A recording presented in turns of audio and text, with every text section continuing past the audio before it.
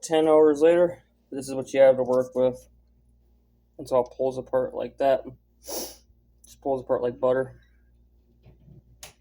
See that? See how it just pulls apart like that? That is what pulled pork is like, or whatever you want to call it. So that butt roast is like 10 hours later. See? It's nice and soft. Really tasty. See how juicy and fat that is?